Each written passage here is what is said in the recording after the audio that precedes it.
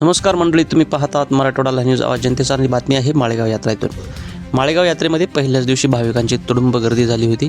या यात्रेमध्ये अनेक मनोरंजनाच्या गोष्टी दाखल झाल्या असून आपण आणि आपले मुलं या गोष्टींचा आनंद घेत असाल तर नक्की काळजी घ्यायला विसरू नका.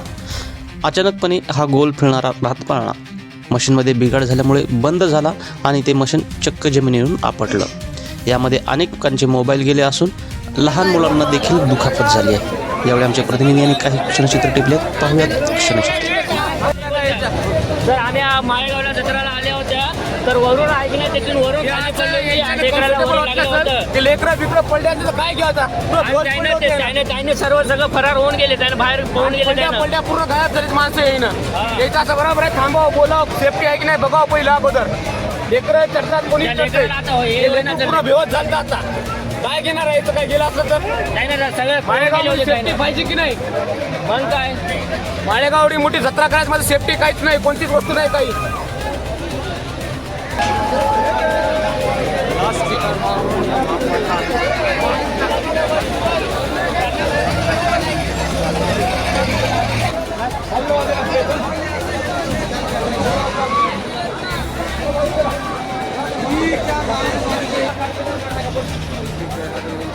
एक गरम झालं गरम झाल्यामुळं नवनवीन अपडेटसाठी व ताज्या घडामोडीसाठी पात्रा मराठवाडा लाईव्ह न्यूज. आवाज जनतेचा, पडताळणी सत्य परिस्थितीची.